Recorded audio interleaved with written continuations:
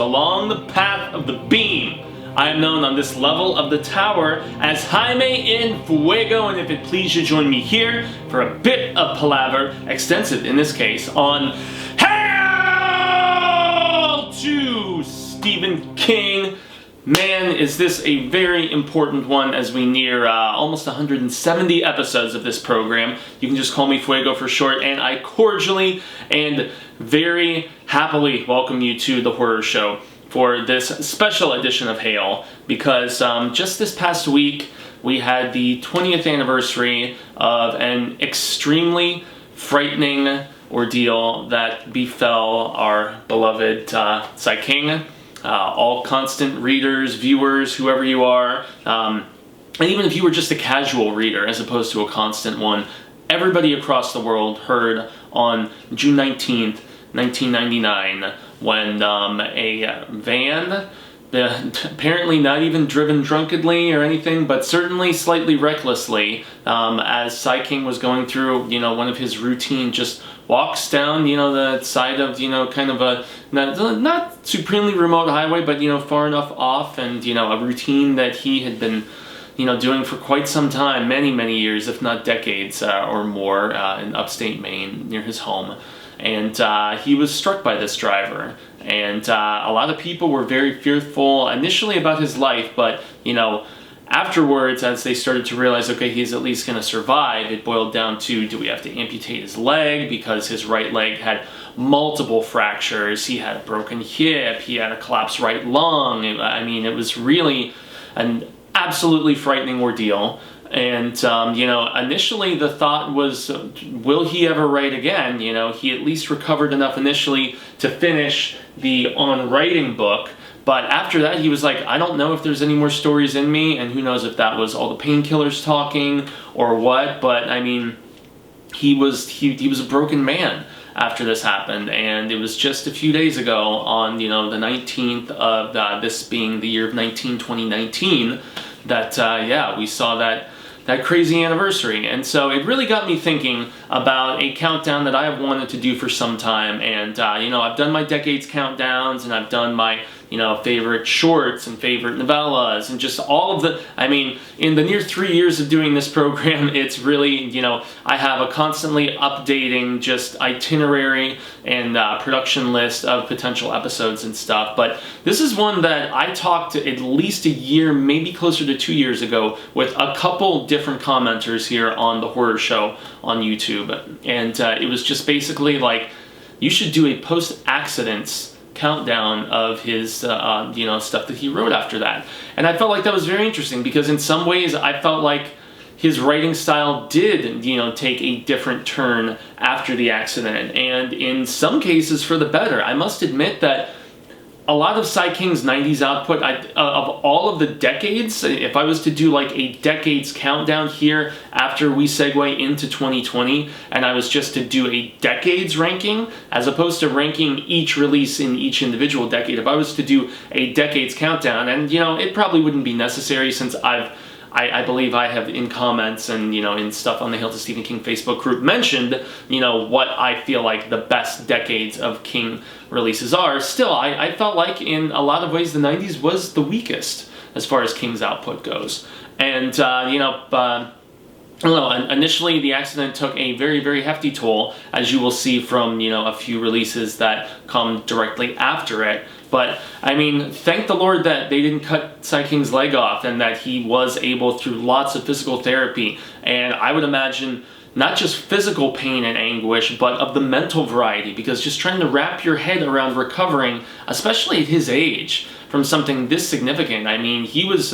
He was in his 50s at this point, and so that's obviously much tougher. Your immune system is nowhere near as strong. Thankfully this happened though when he was, in his early 50s, as opposed to like his 60s or something.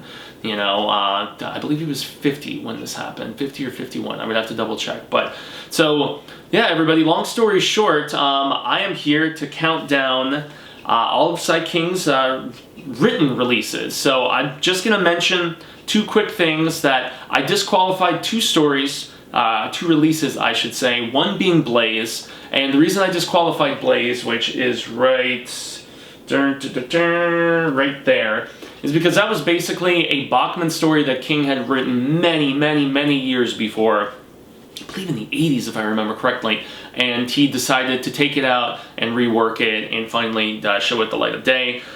I'm not the biggest fan of the story. It's about a would-be petty criminal of sorts, and you know, he's got a slight mental handicap, and he kidnaps this very young child, and like toddler practically, and he has these very strange visions of his dead partner who was very belittling to him, and much like family and son. Anyway, it's not of the particularly compelling variety, and it's not as, if it goes down as being the final Bachman book, I will definitely be a little sad if that is the case, you know. But I mean, at least in my estimation, the final Bachman book was The Regulators, which I think is pretty terrific, bordering fantastic. And then the other one that I am not mentioning here, just like I'm not mentioning, you know, a few of the short stories, you know, like in the music room, and I mean different things like that. Most notably, the one about the gator or croc, I'm trying to remember, you know, and the little dog and the old man who's lost his wife. Oh boy, the title of it is eluding me. King released it online exclusively.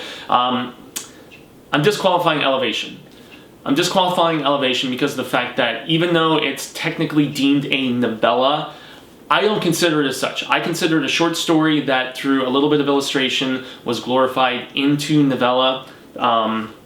It needed to be collected in a larger grouping of stories, in my estimation, as opposed to the way that it was released. And so for those like weird little asterisks, but honestly, at number 26 is Gwendy's Button Box in last place, and Gwendy's, at least for me, is one that I actually enjoyed Elevation the slightest bit more. Maybe if anything, these are at a tie in last place. I did not find Gwendy's very intriguing, inspiring. I'm still going to read the Gwendy sequel that Chizmar is writing exclusively on his own. This is not me here to beat up on, you know, the head of Cemetery Dance, because they have so much of my money that I've gladly given them for Sai King stuff and for a few other things, you know, but I don't know. The story about, you know, this young girl trying to overcome weight problems in the 70s in Castle Rock, it doesn't feel as much like a Stephen King story to me, you know, and it's just, I don't know. The Richard Ferris stuff, the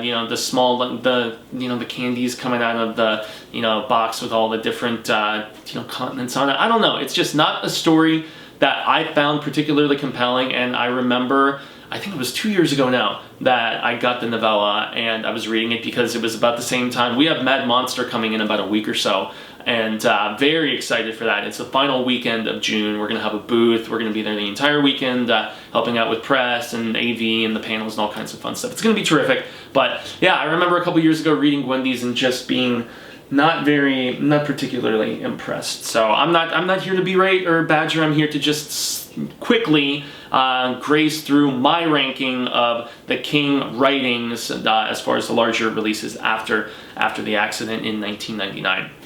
So now at number 25 is the one that you were probably thinking was going to be in last place, but I almost put an asterisk next to Gwendy's too, because that, similar to Elevation, feels like, you know, a glorified short, but it's a lot longer than Elevation, so no, it's in last place for a reason. But Dreamcatcher is my number 25. It's the first release that King wrote after the accident, you know, because he had started on writing before, and he finished it, you know, after. And I love on writing, but then again, that's also nonfiction, and it's part autobiography and stuff. But Dreamcatcher was written freehand, and it was also written when King was hopped up on a lot of, you know, painkillers because he was going through all the physical therapy. He was going through so much physical pain. Obviously, anybody who was... I talk with people from time to time that completely disagree with me about this book and really like it. It's one of the only forays into lengthier sci-fi that King has done aside from the Tommyknockers, but in contrast, I love the Tommyknockers, and this one... It's borrowing too much from it in Stand By Me, in my estimation, which is one of my apprehensions about the Institute, which is coming out in September of this year. But I'm hoping that has more interesting tie-ins and whatnot. Some of the Deary connections feel forced. Some of the... I don't like the villain of Kurtz. I guess the character of Duddits and, you know, Mr. Grants. I mean, there is some stuff in this book that I do enjoy. I like the character of Beeve. I like the Friends, but the story just gets over the top and silly, and also in some ways I do feel like the Lawrence Kasdan movie, having seen that first in all of its wackiness, kind of spoiled the story for me to a degree, you know? But I mean, I like Jones, I like Beef, I like the Friends, but it just is not a story that, compared to everything else on this list, I don't know though, it's pretty neck and neck with what we have at number 24. And number 24 is another co-written piece by King, and it's Sleeping Beauties that I just received my Cemetery Dance Deluxe Illustrated slipcased edition of, co-written with Owen King, based on an idea. So as opposed to where King had an idea and he tossed it over to Chiz to finish, Sleeping Beauties was an Owen idea that he approached his father with, and he's like, let's write this together. Owen is not notorious, unlike Joe Hill, you know, the older King son.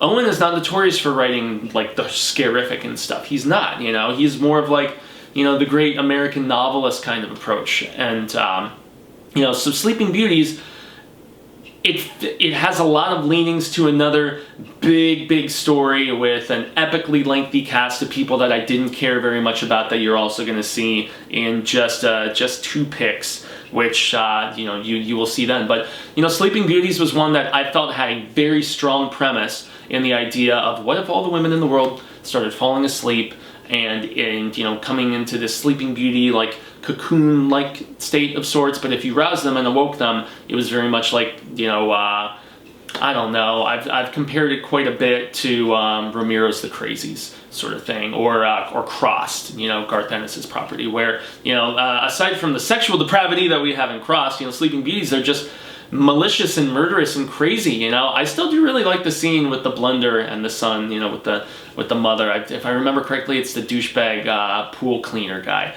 But I mean, there's just really, with the exception of Eve, the character of Eve is really fascinating to me, and I wanted more about her, whatever level of the tower she came from. But I mean, I don't know, the story, it drags. It doesn't really have a large amount of characters. I mean, there's a couple in the women's prison that you find moderately intriguing, you know, but aside from that, I mean, all the guys back in the real world, all the women, and, you know, the weird displaced, you know, time structure that they're in this weird mirror dimension of sorts where they form their own community and all this stuff, it just didn't do it for me, man, you know. But once again, I have a lot of people that disagree with me about Sleeping Beauties. Owen is actually developing it for AMC right now as a television series, so who knows, maybe with some tinkering, maybe in a long-form television series, I could like it more, because I still contend that I really liked the premise of this. It was execution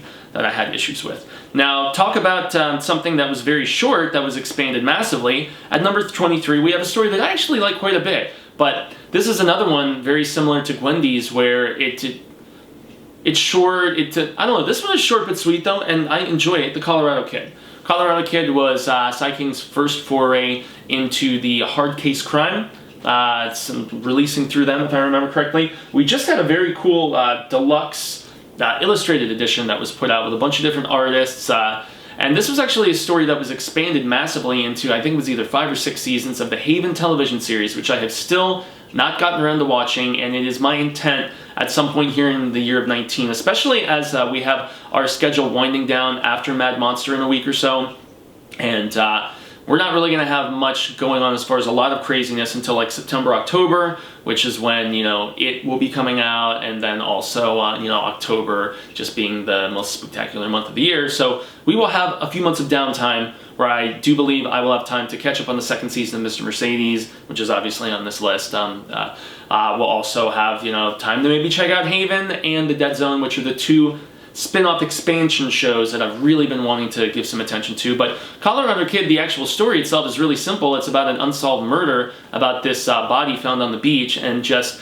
these 2 older detectives kind of giving, like, trying to keep this newer girl who's working with them on her toes, and, you know, just dropping some of the clues that they know about, you know, everything from, you know, cigarettes that the guy had to, you know, all of these different cool things. It's really not a story that I want to divulge too much, because it's really short and there's not really a ton to divulge. And the Haven show basically expanded upon that woman's character and added various others, and they do at one point adapt the, body having been found on the shore and stuff. And so, but it's a cool little story. It's just not one, it's not massively memorable, but I do like the other hard case crime, Joyland, a lot better. That's why you'll see that up higher on the list, because that's a coming of age story. But nonetheless, The Colorado Kid is a fun, brisk little read that I do recommend, but there's nothing scary to it. It's more just kind of sharp and smart with really cool dialogue. And yeah, it's another one that I felt could have been maybe trimmed down and condensed into, I think it's technically considered a short novel, which is why I deemed it acceptable to put in here and almost deemed Gwendy's inappropriate. But let's get to number 22, because I can't drag this video on for like an hour this particular time. I'm not trying to do that to all of you. 22 is Under the Dome, and this is another one that a lot of people massively disagree with me about. I see this show up on top 10 and top 5 lists quite a bit. I guess all of you related to some of these characters thought Big Jim was a more compelling villain, although I do find him intriguing. I actually found him better on the TV show because they made him more of a multifaceted type person. He wasn't just, just this blackness. He was more of a shade of gray, and I really liked that actor who portrayed him, who, boy, I'm trying to remember what cop show he was on, but in any event, and I also do really like the protagonist of Barbie in this. It's funny because I read the book, and then I later, when I was getting ready to review the first season of Under the Dome, and I'm actually going to be reviewing the second season this year, and then I'll save the third season for next year unless I just want to get it all over with. But the first season, while I thought it was okay, some of the changes I had issues with. It's not that bad, though, I must say. It's not that bad. And boy, that redhead is super beautiful. But yeah, I just always think of the way the audiobook guy, Barbie, with Crazy Junior, the Junior the Killer and all that. But yeah, so Under the Dome, I'm sure all of you are at least familiar enough with the fact that it sprouted somehow from The Cannibals and, this novel that King was working on about a bunch of people being trapped in an apartment.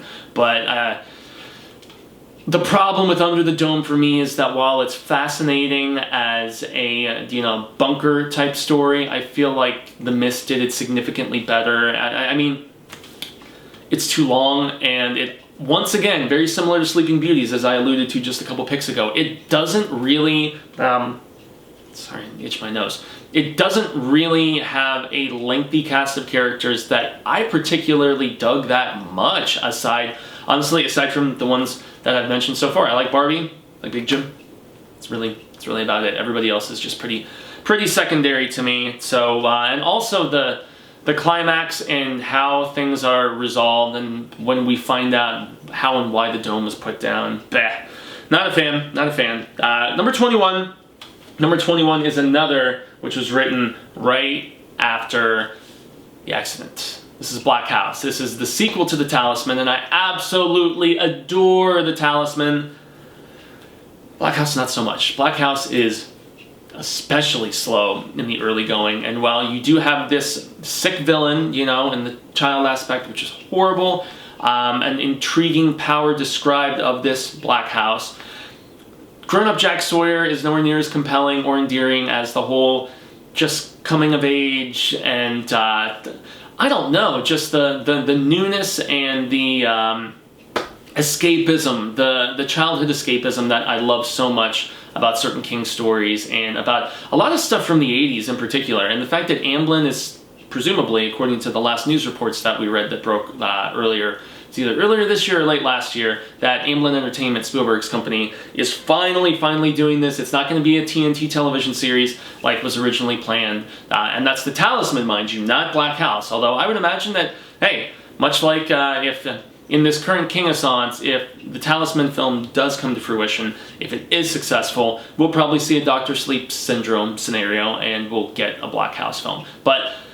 Black House does redeem itself in the Tower Connections, okay? Because it's, the last story right before we jump proper into 5, 6, and 7 and finish up the Tower series proper. It's where we learn about the Breakers for, kind of the first time. They hint at, Brodigan and stuff, and I believe there's a mention or two of it in Hearts in Atlantis, if I remember having just read that. But this is where you get you understand the idea of Runt and all the stuff that's going down in Calaburn Sturgis in Book 5. Like, you will get so much more out of Book 5, Wolves of the Kala, if you have read Black House before, especially shortly before. So, and so yeah, I guess I'll double down on the fact that the ending to this story, especially the end, really redeems it. But as a whole, it's poorly paced, it's a slog, and I can't say I'm the biggest fan of Strauss prose in comparison. And just like in Talisman, I do feel like it's very apparent when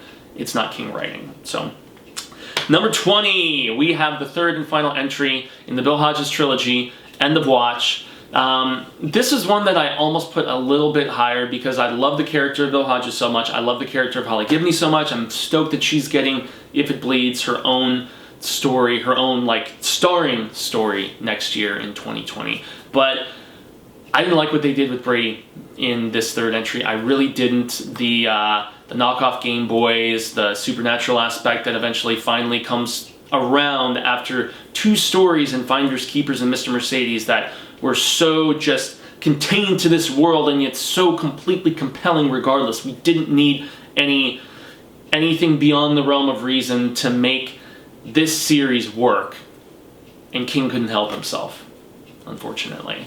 But, you know, it's still a compelling trilogy ender, but for me, and this is a good enough example without going into too much detail, End of Watch for me is a lot like The Dark Knight Rises.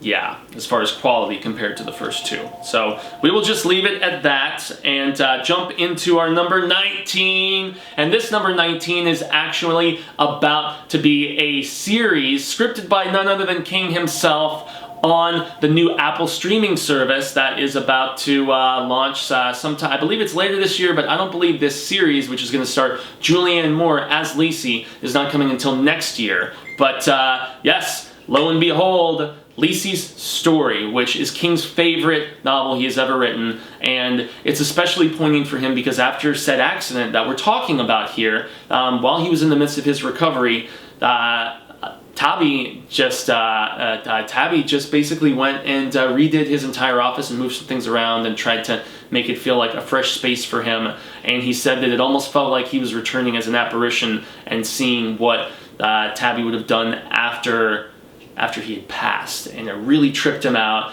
And you know, it's a very sweet story of love, and it's very cool in the way that it ties in with the extended King multiverse as far as like dimensional jumping and stuff like that. But as I've said about this story before, I feel like once we get to the villain aspect, it's way too cliched, and it's honestly similar to some stuff that we see done way better in Finders Keepers and a few other King stories, just with different people being gone after. But the obsessive fan thing we have seen a lot at this point from Sai King. And so Lacey's Story, when it gets away from the love story and it delves into that, that's where it loses a significant amount of steam.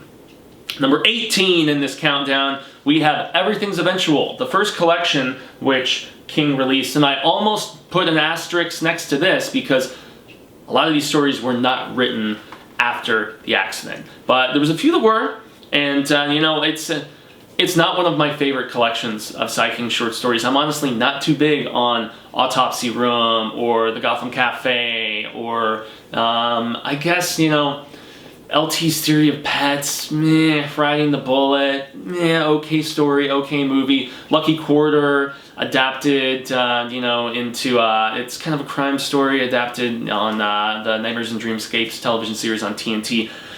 I don't know, but there are some strong stories in here. You know, The Man in the Black Suit is one that is in, I believe it was in my top King short stories. 1408, fantastic, more like a novella in that aspect. What else is great that's in that? I really like The Road Virus. Road Virus is great. That was actually another one of these very strong adaptations on Nightmares and Dreamscapes. And then my personal favorite, and one of my favorite Tower stories, actually, I love The Little Sisters of Euluria, although that was written before the accident, everybody. So, marching on to number 17, we have my least favorite Dark Tower book. Doesn't mean I don't appreciate it. Still my least favorite Dark Tower book. Song of Susanna, book 6. It's one that I really feel is a bridging story more so than something that stands as much on its own. Shortest entry, with the exception of the first Gunslinger, and that really was just a collection of separate releases over a number of years anyway. So since this was all written and put forth together, I mean, I'm not here to spoil, but I mean, I do like the stuff with Mia and you know, at Discordia, and the stuff with the Dixie Pig at the end with Callahan, and you know, then Jake is good, but I don't know. King puts himself in this story to mixed debate about whether he should have put himself in there or not. But this is very, very much, this book maybe more than any other one is so much about his accident, man. It even like chronicles it at the very end, and it's really trippy. That might actually be my favorite. You know, well, I guess in book 7, you know, you've got Jake and saving. Anyway, long story short, this the journal entries that King writes after encountering Roland and you know, Eddie, that are at the very end of book 6. Those I really dig, especially. But as a whole, it feels just more like kind of a stepping stone, as opposed to whereas this is too short. Book 7 is too long, and we'll get to book 7 here shortly. But number 16, we have Full Dark, No Stars, which really maintains the consistency. All 3 of the novella 4-packs that King has done, which include different seasons, also 4 Past Midnight, and then this one, I think they're all very, very strong. And 3 of these 4 stories have all already been adapted into films. Big Driver's my least favorite. Lifetime original. Maria Bello. It's good. It's just not great, you know. It's about it's once again about a writer, and this one is actually crazy in the fact that she gets like run off the road and kidnapped and stuff. It's still a really good story. After that, I would probably say A Good Marriage, but which was made into a very solid film in my estimation. Not as good as the novella, but still, imagine if you found out your husband may or may not be a long time serial killer and he's hidden it from you for ages and ages. Crazy. Very well written, very tense, and great dialogue in this. 1922, it's probably my favorite, but I just wanted to... 1922, great performance by Thomas Jane in that adaptation, you know, about a guy who kills his wife for, you know, the fact that there's a land dispute that they're both having and stuff, and then he just slowly is going crazy. It's got some very, very Poe type, you know, Telltale Heart aspects to it and whatnot. But Fair Extension is the only one not to be adapted here, and it's the one that I would really like to see turned into something. It's essentially about this guy who, you know, he's getting off a plane, and if I remember correctly, he is getting off in, it's either Derry or Bangor. You know, Derry essentially is Bangor, but he encounters this guy just outside like, he's close to the rental car area or something like that, and basically he takes on a Fair Extension, but because he has this terminal illness, and he basically passes it along to his old college buddy who screwed him over, took his girl, all these different things. And it's the guy who helps him out may or not be different guys of Randall Flagg, who the hell knows, you know, but it's a terrific story, man, and I really, really love Fair Extension. I think it's easily the most underrated and the shortest, you know, of that awesome collection of 4 novellas. And if you can track down the CD deluxe release, it's tremendous. Number 15, we have the pseudo Hodges trilogy sequel, The Outsider. Takes place afterwards, sees the return of Holly Gibney. This is a story that's awesome for the first about 2/3 of it, in my estimation. But once you start to realize that the resolution is going to be pretty predictable, like, there's a few times early on where you're kind of given some, I don't know, there's smoke blown at you and you're not sure if things are actually how they appear. I pretty much thought they were going to be the entire time, and well, anyway. Also, another thing that takes place that takes the story and pushes it back, despite the fact that I feel like the writing is very strong, the villain is very cool, is I love the whole, is this a potential shapeshifter aspect, the fact that a well-respected man in the community is being accused of the murder of this young boy, and not just murder, but disgusting, like, rape, murder, horrible stuff. And there's DNA evidence there, and it's a lot to take in. So you don't know, is this, you know, is this a shapeshifter, is this whatever, but the conclusion turns into, you know, whoever this person is, we go to a layer of a big bad for the umpteenth goddamn time. I mean, it, Doomickey, Insomnia, there's a fair share. So that's what really, as great as this story is, in my opinion, I cannot wait to see Mendelsohn and Bateman on the HBO series that they're developing of it right now. Although the fact that it's obviously another turn of the wheel and a different level of the tower, Holly is being recast, and she's of a different race now, you know, which is cool, you know, different level of the tower, so I'm fine with it. But yeah, it was the predictability aspect and the just kind of by the books climax that made The Outsider slip to where it is now.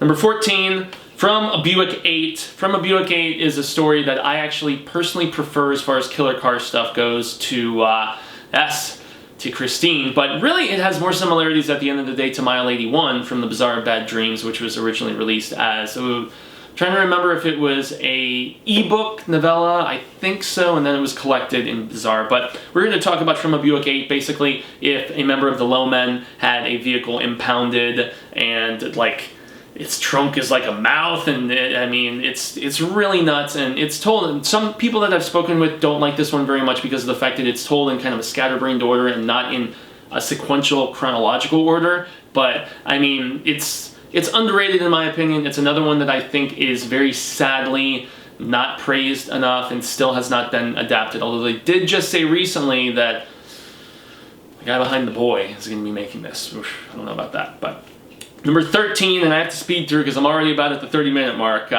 13 is The Bizarre Bad Dreams. This is probably in my top 3, actually, as far as Sai King short story collections go. I love so much of what they have in here, from just the anguish of summer thunder and the spreading radiation of nuclear destruction to Mile 81 that I just talked about, which honestly, I might even like that better as a killer car story than I even do From a Buick 8. Mile 81 is also being developed into something right now.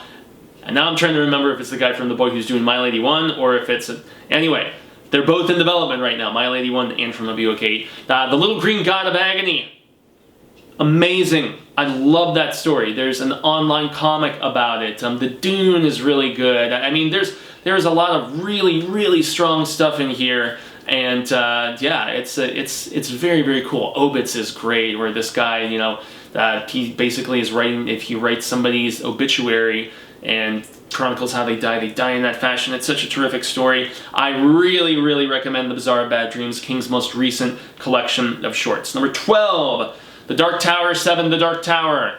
Too long. Meanders like a mofo in the middle. I have had people disagree with me vehemently about this and saying, no, the reason it does is because you're supposed to feel the slog and the trudge of after people have been lost and our remaining 3, you know, they get out of the Crimson King's castle and, you know, they're in Endworld and they're getting so close to the tower, man, and all this stuff. But the Crimson King was so underserved in the finale. Really, the only thing that saves this book for me is the last passage and maybe even the last line. Because, and that's really one of the only things that pushes book 7 ahead of book 6. And also the fact that we get to see a couple characters, you know, like, I don't know, I like Dinky, I like Shimi, I like Brodigan. I love the fact that we get to see them again. But yeah, Tower 7, well, you'll see why another Tower book is much, much further ahead here in a little bit. At number 11, this one goes to 11, we have the other hard case crime. We have Joyland. Joyland is a terrific coming-of-age story taking place in the 70s about this young guy who is on a semester, or the summer, I should say, away from college, and ends up being a longer vacation / break than that. He has his heart broken. He falls in love with an older woman with a terminally ill child. He makes great friendships with this duo that ends up being a couple. But just some of the it made me just remember being like 19, 20 years old so very well. And I mean, it's an endearing story. It really, really, truly is. I believe Freeform is working on a television series of it right now, and this is one that I think can be expanded upon and turned into something bigger. And I feel like it has the potential. We do end up getting a little bit of a ghost story eventually. That's where the mystery, the crime, you know, the case to be solved lies. But the heart of this story is really about the maturing and the becoming of adults of this lead character of ours. So it's really good. Number 10, Mr. Mercedes, the book of the month here in June on the Horror Show, because it's the 5-year anniversary of Mr. Mercedes. I finished it just the other day. I read it earlier in the month, and then I finished listening to the audiobook, and I love Mr. Mercedes. It was really a revelation as far as King taking his interest in the hard crime stuff that we got kind of a taste of in not really so much Joyland, but you know, I mean, I would honestly say much more so in Colorado Kid. Yeah, honestly. And Brady is a terrific villain. Hodges is an awesome protagonist. We have great supporting cast. We have 6 shocking stuff that happens with Brady's mom. You know, a few character deaths that come as a big shocker as well. On the good side of things, we have a grisly, nasty mass murder that happens, you know, at the very beginning of the story that ties into our other 2 stories in the trilogy. It's just, I can't sing the praises of Mr. Mercedes enough. The AT&T Audience Network show is pretty solid. Love the casting. You know, Gleason, Treadaway, they're both very good. Although I always wonder what could have possibly happened with Anton. But number 9, we have book 5 of The Dark Tower, The Wolves of the Kala, a story that I've said this about a lot of King books. I love up until more or less the end, but I don't despise the end. You know, where they have to go into, you know, the cave and all that stuff, and, you know, trying to... there's a lot of great stuff with Callahan in this book that really pushes this one up for me. Just meeting him again after Salem's Lot and after such a long period of time, King incorporating this book in there, it's awesome. I really love everything with, you know, finding out more about the roots. I love the jumping back and forth and learning more about, you know, the connection, you know, with our crazy gangsters in New York, and, you know, trying to, Tower and those guys, you know, over with the ownership of the lot with the Rose, and there's just so much really, really dope stuff in here. I just don't like the revelation about the wolves. The best way that I can describe that is I had kind of the same feeling there when we got the twist about the weird hooded wolf things in the village. Yeah, got about the same sort of feeling there. So, number 8, my personal favorite of the Mr. Mercedes trilogy, but really especially after rereading Mr. Mercedes just now, they're pretty neck and neck, but I will still give it to Finders Keepers for the sheer fact that I love the obsessive fan aspect, and I love the growing closer of the Holly and Hodges, like, pseudo father-daughter relationship. Holly has essentially become the daughter that Hodges has this estranged relationship with, that he is so regretful about. And their dynamic, it's cute, it's funny, it's endearing, it's so great, and we have a legitimately crazoid villain. And I mean, I love seeing a different perspective of another character that was at the same scene of destruction that Brady orchestrated, and just seeing how far the reverberation went. And it's such a great book. It's such a great book, and I also love the escapism about a lot of these stories where you go and you follow a younger kid, because it reminds me of my youth, and, you know, I'm very sentimental to certain aspects like that. And Finders Keepers, it's up there with Misery for me as far as a story about an obsessive fan and how great it is. Next up, we have Cell. So underrated, everybody. Cell is so underrated, especially for the sheer fact that it was made into a movie that disappointed the hell out of me, because with Cusack and Sammy J reteaming, I thought this could have been great, and the movie was still pretty good, but King changed the ending for whatever reason, and I do not know why. It's about a pulse going out through all cellular devices, and anybody who was on their phones at the time going Ramiro's crazy style. Yes, I know. Again, this concept, but I feel like it's done so well in Cell, and we have a character death in the 3rd act that is about as heart-wrenchingly, crushingly sad as any in any story that King has written. And I love the crazy professor that they encounter at the university halfway through the book. I love the hive mentality that they describe, what all of these pseudo-zombies are experiencing and stuff. Cell is... It needs to be read. It's one of the most pure horror Sai King books that I feel like he's ever written, and it really is in a lot of ways the most. He dedicates the book to Romero for a reason. It's pretty pure zombie, man. Number 6. This is one that I just did a 10-year anniversary for last year. Doohickey. I love Doohickey.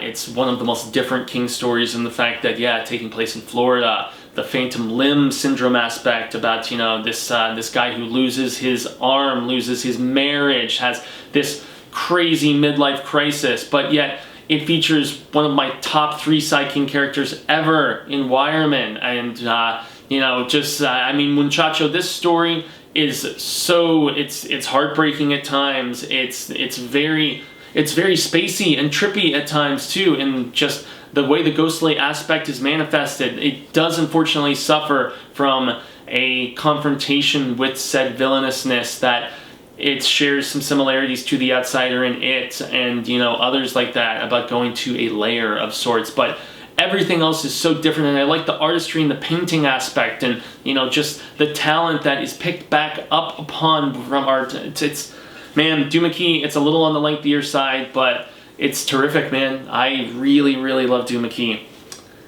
Number 5, we now get to what just might be, it's neck and neck with Night Shift as my favorite collection of Sai King short stories, because I feel like the vibe of this is so drastically different in Just After Sunset. Just After Sunset, I have to give a shout out to, oh boy, Scott, thanks so much, man, for, you know, the copy with the DVD, dude. Just so very kind of you to get that to me. But it's one that has Willa, and it has, you know, New York Times at bargain rate, and it has, you know, it has a lot of stories that the graduation day story. It has a lot of stories that are very, very influenced, in my estimation, by 9/11, in the fact that, you know, ghosts from that ordeal specifically, or just wandering spirits trying to find their place after being unexpectedly killed and not necessarily knowing that they have been. But then you have crazy stories like N that are about, you know, craziness being contagious, and it's just amazing. And then, I mean, there's weird stuff like A Very Tight Place, I want to say it's called. Oh boy, that one is great, about this guy being trapped in a porta potty at this construction site. It's so good. Just After Sunset, y'all. Amazing. Number 4, my favorite post-Sai King accident Dark Tower story, The Wind Through the Keyhole. 4.5, the one that comes thereafter, the story within a story within a story. The Covenant Man, another iteration of Randall Flagg, presumably. Fantastic, compelling villain. The journey of our young protagonist in that, but also just another young Roland story. The fact that we get to re-encounter the Ka-Tet, you know, after they have left, you know, the Emerald Palace and everything, and to, you know, the whole the crazy storm, the Stark Blast, if I remember. I mean, it's just, it feels like home, and it feels like visiting old friends in both the young Roland aspect. I love Jaime DeCurry getting some more love and getting a story to shine. I love the shapeshifter in that, and some of the most gory, crazy stuff King's ever described. The Wind Through the Keyhole, y'all. It's awesome, and the ending brings me to tears. Genuinely. Some say King can't stick the ending very much. This will be in my top endings that Kaylee has been requesting countless and countless times from across the pond. And now we get to the top 3, and I'm not going to recount these down because this is already standing to be a very, very long video. But at number 3, we have the book that's going to be a film here very soon, Dr. Sleep. Comes out in November. The sequel to The Shining, grown-up Danny Torrance, The True Knot. Some people say that they don't find them very foreboding villains. I sure as hell. Rose the Hat, Snakebite Annie. Man, these are psychic vampires sucking the shine, most notably out of adolescence, because that's when it's the sweetest and the most powerful. There is an ending that will genuinely bring you to tears when we get back to the site that used to be the Overlook. I mean, the early stuff with Danny as a grown-up having so many of the same struggles as his father, the connection between Danny once he starts to figure his life out and Abra, it's It's a terrific story, and I cannot wait to see what Mike Flanagan does with it. It is one of my most anticipated films of the year. Flanagan can do no wrong, everybody.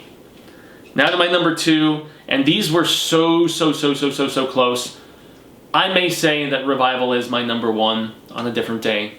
But at least as far as social relevance and so many other things, our number 1 will be understandable. But Revival is one of the scariest things and one of the most nuanced things that I feel like King has ever done, not just in his post-accident career, not just in this decade that we're almost done with, but ever in his career. Revival is in my top 10. And about just... Charles Jacobs is such a fascinating villain in the fact that he is a shade of gray as well. And the Lovecraft interdimensional crazy vibes. Yeah, it's a story that has legit haunted constant readers who have read it, and I think with good reason. And why can't we get that adaptation going, Josh Boone? Oh yeah, that's right, because you're still trying to get the stand off the ground. So I guess I'll forgive you, but you know, if you don't have time, hand it off to another director in this current King Assance, because it just needs to happen. Revival is a scarier story than our number 1. Revival is maybe a little bit more of a unique story, in my estimation, than our number 1, but 11/22/63, you cannot deny the cultural significance, you cannot deny the seeds that were sown by King for decades, mentioning the assassination of Kennedy, mentioning the Lee Harvey Oswald stuff, mentioning the different conspiracy theories, mentioning all these different things, mentioning the interdimensional jumping, mentioning, I mean, going back to Derry like he does in just the book, not the Hulu series, but the Hulu series is great in my opinion. 11/22/63 is one of those stories that I think, as King's legacy is discussed, and I hope it's a long time from now, obviously. And we are so blessed to still have him, and to still have him 20 years after that horrible accident. But I feel like in another 20 or 30 years, or whatever it may be, when people are looking back on the legacy of Stephen King and all of his work, I feel like 11/22/63 will be looked at as one of the most culturally significant and important ones that he ever did, because of the fact that it's not scary. It's really, it further solidifies the fact that King isn't just a great horror writer. King is a fantastic writer, period. An amazingly underrated writer when it just comes to the great American novel and compelling fiction. You know, and that is what the story of, you know, of Mr. Epping and everything really entails here. I mean, it's not just a time travel story. It's not just a love story. I mean, God, it's not just an adventure thriller type story. It's not just a historical story. I mean, there is so much going on in this book. It just really, upon my second read of it, I think was where it just became, because I really enjoyed it the first time, but it was truly upon the second read that I was just, and I've read it I think 3 times now, if I recall correctly, but it was really upon that second ride through where I was just like, this is one of the absolute best things King has probably ever done. And it may not be it's probably not a favorite as far as like top 10, because there's certain scary tales of his and stuff, but as far as like what should be in the discussion for his greatest works ever, it has to be there. It's probably in my top 10, or at least top 15, you know, but as far as, you know, just culturally significant literature of the 20th century era, you know, because obviously written after, and, you know, written in the 21st century, but I mean, just a literature about the 20th century, this is about as crucial and important as it comes. 11/22/63, it is my number 1. It is what I think should be considered number 1, even if I might prefer Revival. They're both still so good. I mean, honestly, there's not a bad one in this bunch, except for maybe Wendy's, and maybe Dreamcatcher. But aside from those, and you know, a lot of Sleep, I don't know, these are all these stories are still a lot better than so much other crap that's out there, and there is so much amazing stuff, especially in those last 10. I mean, Mr. Mercedes and Finders Keepers and Cell and Doomickey and Just After Sunset, and I mean, Dr. Sleep and Revival, 11/22. There is some of King's most seminal writing transpired post-accident, everybody, and I really feel like he found his footing and turned the corner and just rediscovered his voice to some degree after just I don't know. I wasn't as impressed with his 90s odd poke. While there is good stuff there, and I still appreciate a lot of it, you know, I still like all of it. I do. You know, I still am clamoring for Rose Matter, and I'm still clamoring for, you know, Desperation is strong. And but I mean, Hearts in Atlantis, come on now. But yeah, that is my probably near hour discussion all about the releases of Stephen King post-accident. But let's all just give thanks, say thank you to Sai King and to, you know, God, whatever spiritual entity, forces, providence, whatever you believe in, or just, you know, thank our lucky stars of just randomness or, you know, resilience of the spirit of a very strong, creative man to get through this sort of ordeal. We are so privileged to have been blessed with 20 more years of Stephen King after a time when we weren't sure if there was going to be more Stephen King, at least writings, coming. So that's the end of the proceedings for today, everyone. I extend a grande gracias, and I've been Jaime Fuego. You can find me on all social media sectors like Twitter, Instagram, Facebook, YouTube. I have my own YouTube. Just search in Fuegotainment, just like you see below, and you can find all of the non-horror stuff that I do there, including a bunch of Star Wars coverage this year, lots of new releases from the last few months, and you're on the horror show, though, so if you haven't liked, shared, subscribed, please do that. Porfa y gracias. Yeah, a couple episodes a day most of the time, at least one, sometimes two. It's a ton of fun and a labor of love. Once again, we will be at Mad Monster the last week of June in Fountain Hills, Arizona. Mad Monster, amazing list of guests there. Just Google Mad Monster and you can find all about Mad Monster, Arizona. And lastly, the Hail to Stephen King Facebook group. Hail to all of the gunslingers there. And yes, it's amazing palaver that we constantly have, over 500 strong, and I am humbled and honored to just be a part of that, of the KEF that goes down there. So I guess I shall end things proper now and say until the Wheel of Ka comes around once more, hasta luego, cinemigos and constant readers and viewers alike. But I am hopeful that we get to share more of this palaver on Hail to Stephen King sooner rather than later. And until then, remember, stay scared and read Stephen King. Finish up Mr. Mercedes for the end of the month, please.